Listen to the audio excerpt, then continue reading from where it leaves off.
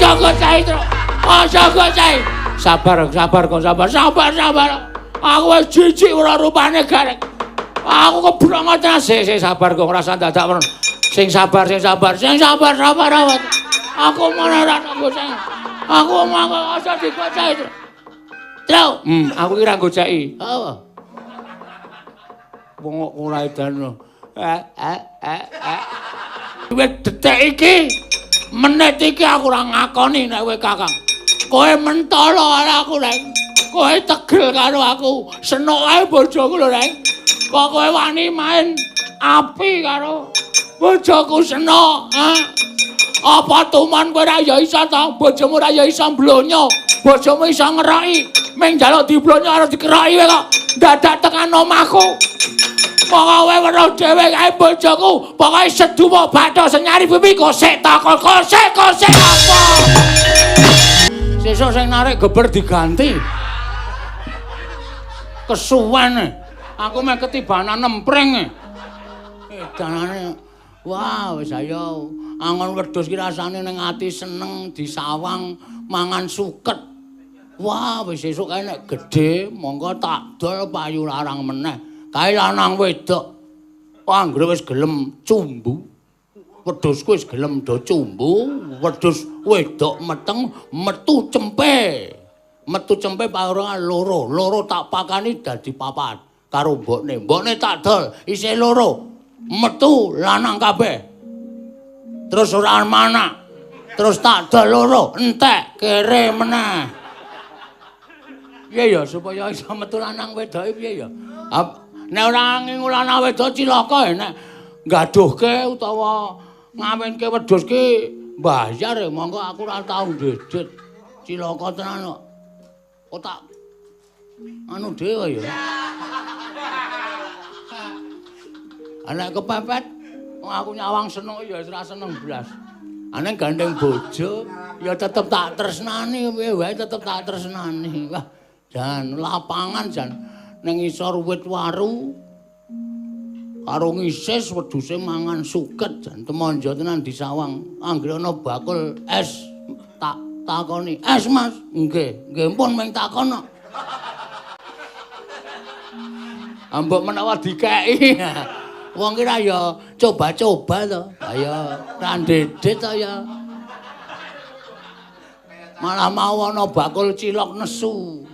Aku nyunduki intil wedhus. Ciloke tak ijoli cilokku gelem ora, Mas. Panganen wong edian. Wah, ayo mule wedhuse dikandangke tekan ngomah. Terus apa jenenge? Bojoku gaweke kopi. Wah, wis seger engko. Tak apa jenenge tak telatenane ben urip ngene iki ora masalah. Tekan omah mangan ya saanane. Lawuh jangan tok ya ora masalah. Sing penting tangga teparo ora weruh. Apa ben? Agar ngapa? Arep golek gawean ya angel, kepinteran ya terbatas. Awinge aku ndaftarke laden tukang. Campurane pinten? 6 siji. Langsung tak garap sing 6 semen sijine wedi. Karo tukange dienggo ngecor ndasmu apa? Katosen iki, kula mboten ngerti. Pecat. Nah ya wis piye? Wong jeneng wong nyambut gawe iki angel. Aku arep nganu apa jenenge ajar stand up aku. Omong dhewe wis ben apa. Kula daftarke meneh. Apa jenenge? Tukang resik-resik sekolahan. Wis. Lagi disapu muridé aja teko mongko cah SD. Teng bececer kae ora karuan gregeti meneh mangkel aku. Wes gregeten tak soki baiklin. Sing kepleset gurune pecat meneh. Rumasaku urip kok sarwa ngrekoso. Wis dadi tukang sulap ya konangan. Jan asem tenan. Wis ora kalah babar blas iku urip kaya ketula-tula ngene iki janjane eneng apa ta ning aku wis tak anggap urip ki biasa wae mergo urip ki wis digariske karo sing kuwasa kaya wis santai wae lek nglakoni pokoke wis nyawang wedhus wis senenge ora jamak kok ayo Oh, kae mangan meneh. Mangan meneh. Terus panganan wong kuwi sukete ra ana sing nandur kok pokoke. Santai wae, Gong. Gong, Gong.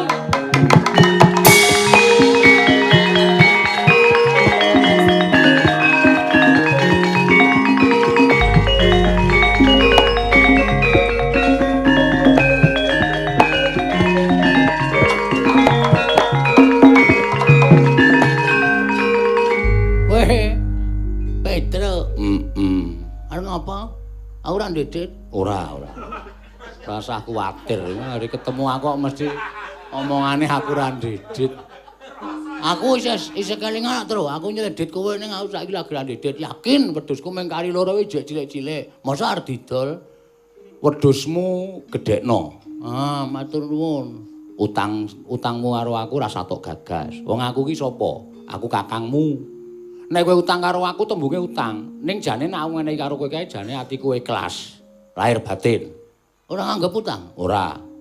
Tenan kuwi? Wah, calon swarga. Sing ngomong sapa? Aku.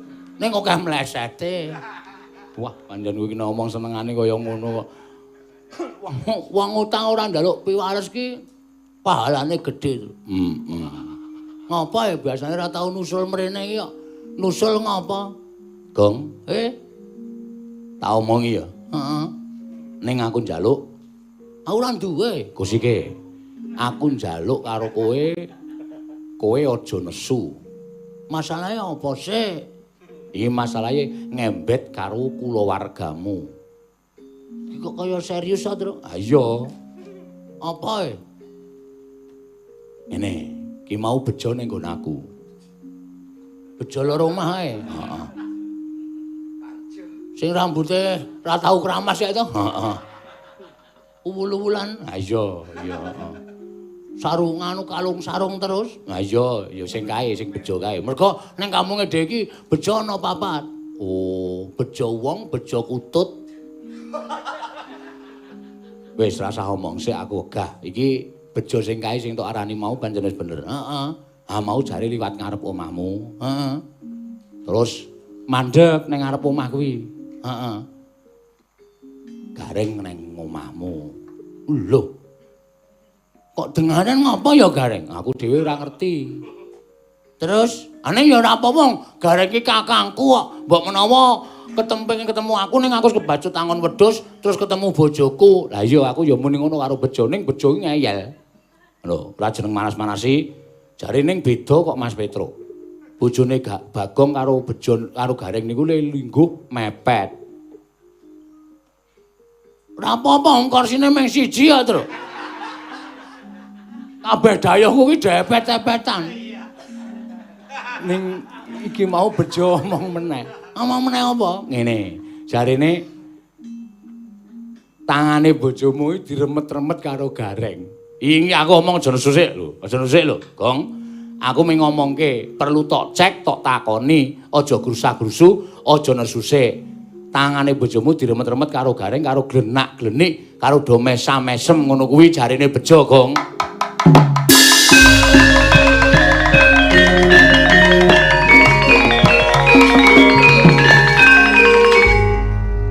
Kok ngono ya bejo ya, Tru? Heeh. Aneng bojoku ki budhek kok cenan.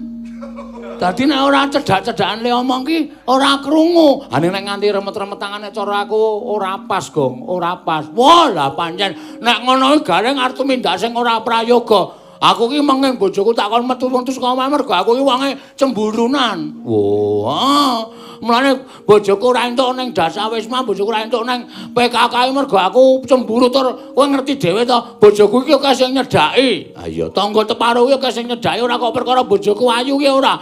Ning bojoku kae mergane ya pancen elek ning merakati.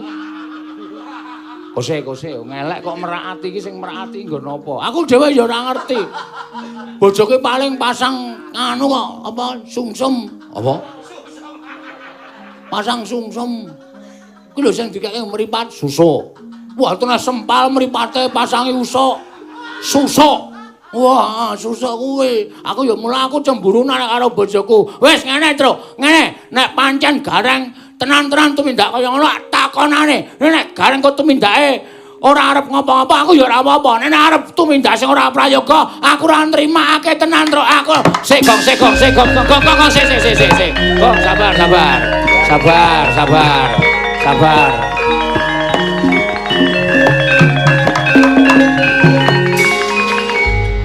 Ora kuat tenan aku wisan. Meng awake cilik kaya ngono kok glelenge ora teko. Heeh ning sabar. Ndak engko gegeran antaraning kulawargane Bapak Semar, kabeh perkara iki diteliti. Oh, wis ora kuat ya, Tru. Wedhusmu arep tinggal apa piye? Oh iya ya. Nang ngono wedhusku tak kukutane sik, kok Gareng tak paranane, rasah diparani sik. Ning aku duwe cara. Carane piye? Ngene. Kowe karo aku karo Gareng ki rak duwe kewajiban goro-goro. Heeh. Goro-goro engko Gareng teko ora. Terus engko bar goro-goro Gareng tak jake sowan para pepundhen Pandhawa. Nek Gareng gelem sowan berarti wigatine Gareng ning omahe bojomu ki pancen positif. Bojoku andang positif ora. Ora tenang. Tegese sediane Gareng ning ngene bojomu ki pancen apik ora duwe tumindak sing elek. Ngono ya? Heeh. Ning nek Gareng kok tak jak sowan negara Ngamarta kuwi ora gelem alasane werna-werna genah. Kuwi mesti ana kencan karo bojomu. Begitu juga bagus. Nah, saiki ngene wae. Anu jenenge awak dhewe mlumpuk gara-gara kowe ya ketok men ora ana apa-apa karo Gareng. Rasa dirasa mangkel, rasa dirasa drengki, rasa dirasa anu lara ati. Pokoke biasa karo Gareng. Men ketok nek kowe iki ora ngerti nek Gareng tekan omahe bojomu. Ngono ya? Heeh. Lek gara-gara aneng biasane ngrara mbok. Ha iya. Wis deki hotel. Ha pindah. Kiwane. Ah pokoke iso nggo tetembangan ya, Tru. Heeh. Yo anu jenenge iki ndono sik, gara-gara sik engko Gareng tekan kono ora. Wong kuwi kewajiban. Nek ora teko genah Gareng mesti ana apa-apa. Ning nek teko kowe sifatmu biasa. Ora usah mangkel, ora usah lara ati, ora usah piye-piye. Ning nek kok Gareng rampung gara-gara tak jak sowan ning Bendara Pandhawa, alasan kowe karo aku wajib ndingke. Oke. Engko nek tenan marang awak gebuke cengele, ora usah digebuk sik. Ditakoni sik. Aku panas iki Sandra iki. Aku wis ora kuat ngampet rasane umup. Atiku umup. Heeh, wis ngerti. Ngerti to? Ada ngerti tresnaku ro senok iku yang apa? Heeh. Nang ati diganggu wae umup terus wis ngerti ning tak jaluk sabar. Yo mangkat sik kaya apa sing tak kandhake karo kowe anu di apa jenenge iki dikarti sampeka. Oh iya. Pokoke senyum, sumeh nek Gareng ngejak omong diwangsuli sing apik-apik. Ora ketang atimu remuk, rempu. Ning tetep kudu tetep senyum. Heeh. Duntak-duntung jreng. Ngopo duntak-duntung jreng? Kelingan lagu-lagu sing marai remuk atine lho. Ya ora apa-apa rasa dieling-eling. Saiki rono ya. Ayo saiki awak dhewe sowan utawa netepi kewajiban sing. Ingat pelingku ya, Gong.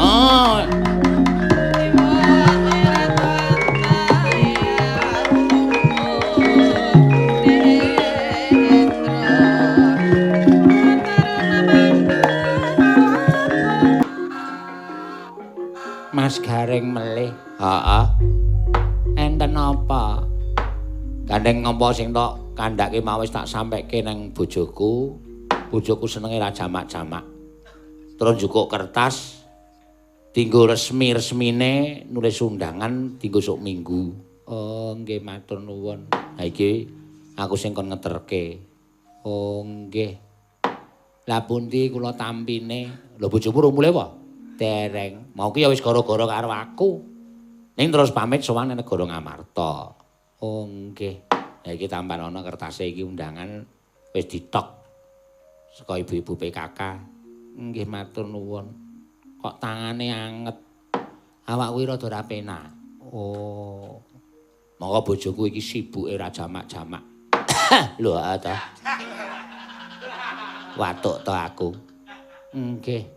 Mangka niki usum napa jenenge niku Covid. Lah iya. Mas Gareng nggih mboten mawi masker. Larang nek tuku wong nggo nempur, lek dodolan masker ya nekat. Masker biasane regane 10.000 ya saiki dadi 60.000 70.000. Entuk beras pirang-pirang kilo. Ning awake niku anget mongko. Kula niku sederek. Heeh. Lah terus napa dunjuki toya anget. Ana dalan mau wis mampir warung aku wis tak ombeni banyu anget wis teh panas. Ya ora mesa ora metu kringete. Terus ndrene iki mau obat nggih pun ngunjuk. Wis tak ombeni obat ya ora suda kahanan awakku. Nawi kersa napa kula blonyo lenga. Aku senengane ora. Tak nepe sithik lawange ya mboten apa-apa. Yung. Kenging napa? Mandasku kejepit. Wong ming minep lawange kok sirahe kejepit. Awis nek arep tok blonyo ya nggon geger iki blonyonen men anget awake. Men leh kumule tekan omah ki ya slamet.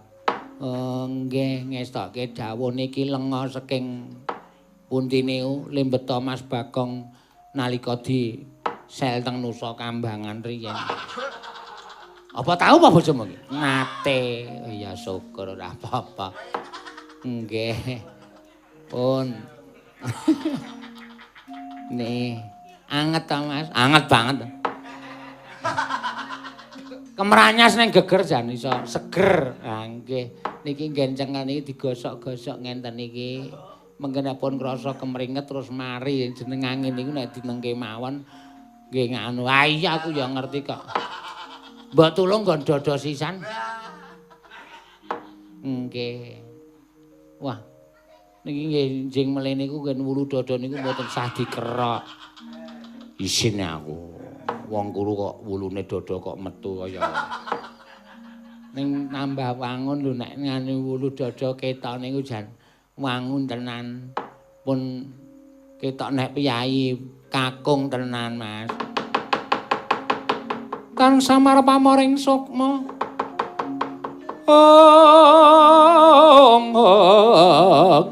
Sinukmaya winayo wingasepi.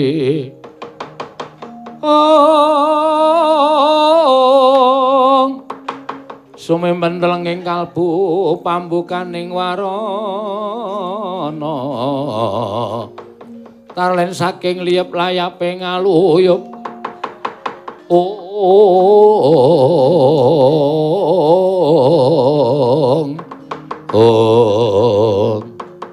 Madi mrika mengke kula blonyo ning nggen dada kula niku ya adine kok nek nganti kakangne eneng apa-apa kaya rasane niku ora mentala. Ah iya ya matur nuwun ya Dik. Nggih, pun rasa anget apunan wis. Weruh ora, Gong? Hah? Weruh ora. Peteng ya, Hah? Peteng ya? Raimu ki tokno. Wis. Asing tokke ming cangkemmu. Matane isih ketutupan.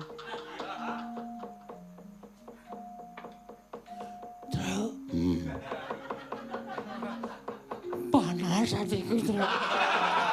Sabar. Kanane piye kanane? Dadane karang diblonyo karo bojoku. Edan tenan. Monggo bojoku meng kembenan. Genah bojoku weruh gejlek. Aku ora nrimake tenan nek carane iki, Tru. Sabar lho, Gong, sabar. Sabar ora kuat sabar. Monce! Mas Bagong. Waduh, Gong, sabar nih.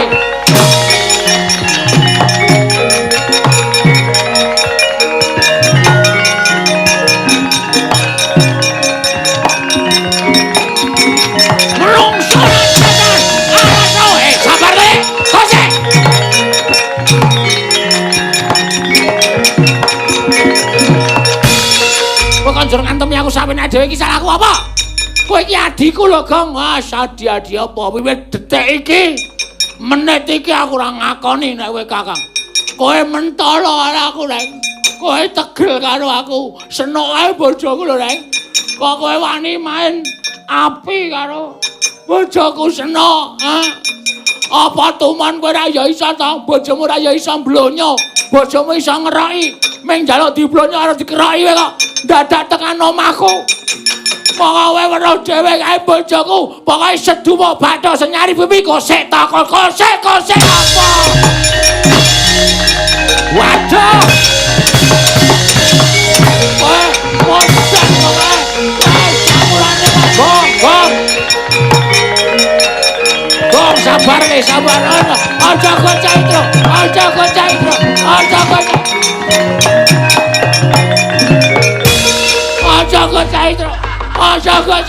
Sabar. Aku wis jijik ora rupane garek. Aku kebrongot sik sabar kok ngrasa dadak men. Sing sabar. Aku mana ora gocah. Aku mangko aja digocah itu. Tro, aku ki ra goceki. Apa? Wong ora edan.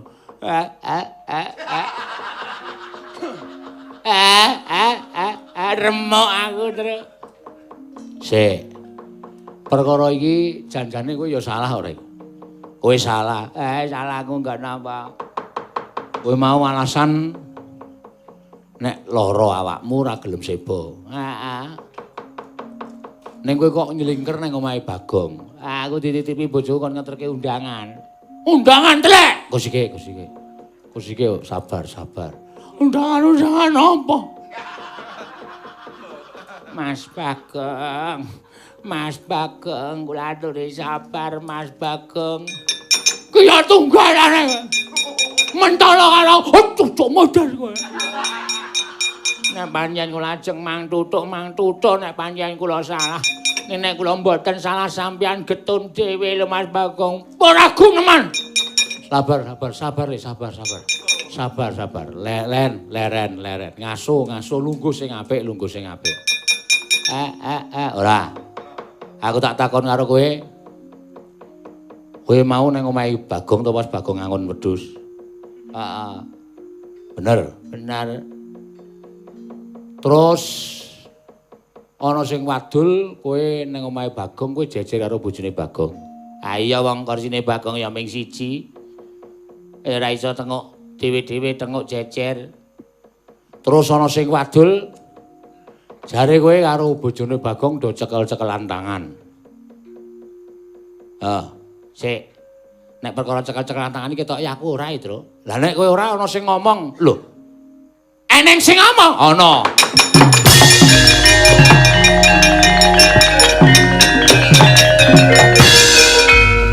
Menungso ora tatanan panus maning jajalan surtaning bawana. Lah kok dadi ana sing adu-adu antaraning aku karo Bagong. Wes rasa muni adu-adu. Pancen niatmu ya tenan kaya ngono. Wong-wonge sing wadul karo Petruk ora bakal goro karo Petruk. Mas Bagong sabar. Meneng adu pak cangkemmu. Wong wedok ora iki perkara iki dirampungke sik. Ana sing wadul sapa, Tru? Omong. Tapuki cangkeme. Wong aku ki nang gone Bagong ki ming dikongkon karo bojoku, dititipi weling. Gandeng bojone Bagong ki ora tau melu kumpulan ibu-ibu ana ing kampung, mula dikon melu kumpulan ben srawung ben ngerti karo tangga teparone. Aku ora jejer, aku ora ngremeti tangane bojone Bagong. Ngopo ngremeti tangane bojone Bagong kadasen kabeh. Ora sudi aku ngremeti tangane bojone Bagong. Reget kaya ngono kok ngremeti. Sing ngomong bejo kidule Bagong. Wah, antel diasir.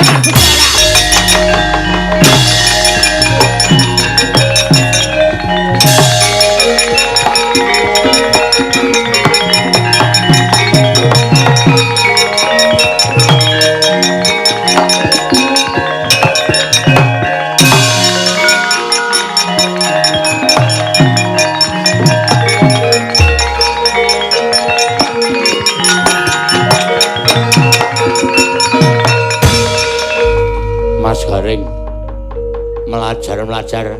Cak. Tak takoni kowe jujur. Nggih. Kowe mau ketemu Petruk? Nggih. Terus kowe wadul apa karo Petruk? Kula mboten ngomong napa-napa. Kula ketemu kali Petruk niku Mas Petruk niku nggih alam-alaman ketemu padha-padha. Kula niku ya tangga. Terus do ulung-ulungan rokok terus wangsul. Ora sang ngapusi, Jo. Ora sang ngapusi. Lambemu iki dadi perkara. Ora ngerti sak tenane Ning kowe wadul kono wadul kene kowe nglincipi carang papak. Kowe nglincipi perkara nganti dadi geger kaya ngene iki. Saiki kowe jujur. Aku ora ngapa-ngapa. Aku ora ngapa-ngapa. Aku wong tuwa. Nek nganti gegeran gelut ra ya isin to. Kowe tuwa aku tuwa. Saiki aku tak takon kowe jujur ngapa? Mas Gareng wae ora teng omahe Mas Bagong to. Heeh, wigatine. Aku mung dikongkon bojoku, diwelingi bojoku. Terus sing ngomong karo Petro nek aku jajar karo bojone Bagong sapa? Kula. Terus kok iso kowe ngerti kaya ngono apa kowe ngerti kanggo mripatmu dhewe? Ngertos. Wonten piyai sing jejer kali bojone Mas Bagong. Matno mripatmu ya aja kae patung kirik. Lingguane Bagong kae iki ana patunge kirik. Kae nek didelok saka njaba pancen kaya ana wong sing jejer bojone Bagong ning kae aku ning ngarepe. Lan ngerti ya, kowe iki senengane tumbak cucukan ora ngerti perkara saktenane ning tumbak cucukan.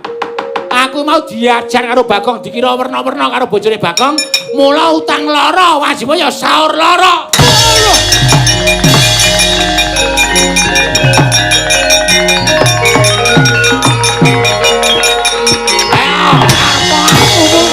Waduh Mas Gareng, kula kapok Mas.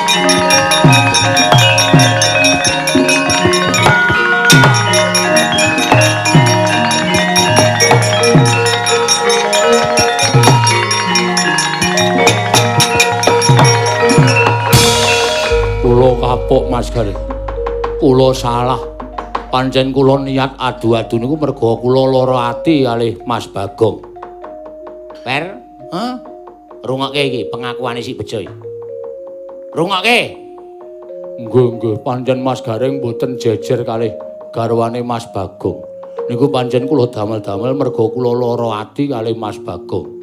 Ha, saiki jujur karo Bagong. Kowe lara ati karo Bagong mergane apa?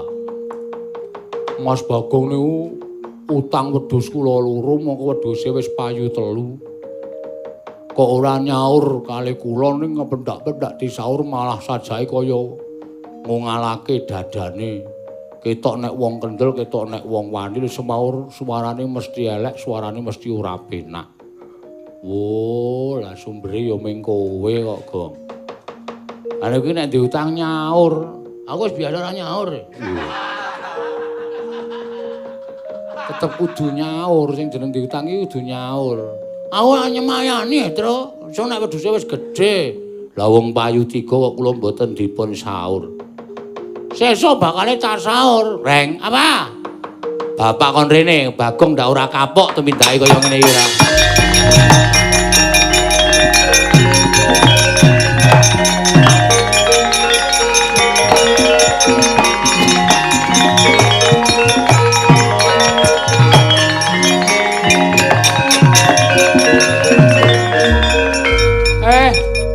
Wadule tangga teparo anak-anakku do regejegan bener wae.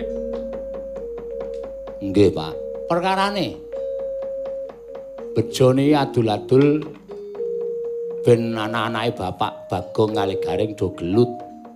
Gareng tengene Bagong disujanani digawe-gawe Gareng niku kaya dene arep nggunjak bojone Bagong, Bagong cemburu. Nganti dadi gelut rame banget. Lah barang Bejo ditresih jebul Bagong niku duwe keluputan karo Bejo. Bejo ora wani nagih Bagong, ora wani karo Bagong. Terus gawe dakdaning pasulayan lumantar napa sing disumurupi Bejo. Dandang dikandhake kuntul-kuntul dikandhake dandang. Bagong maju. Siap. Maju wae. Maju, Gong. Dapuamu apa ning desamu? Duka wae. Dukuh iki wajibane iso ngayomi marang kawulane rakyate. Bejo kuwi sapa? Wong liya. Kowe dukuh iki Bejo kuwi rakyatmu du. Nggih rakyat kula. Kowe ndek utang Bejo pira? Oke, Pak. Pendak ditagih kok malah nantang, pendak ditagih kok semoyo. Ya wis bener nek Bejo duwe pakarti sing kaya mengkono kuwi.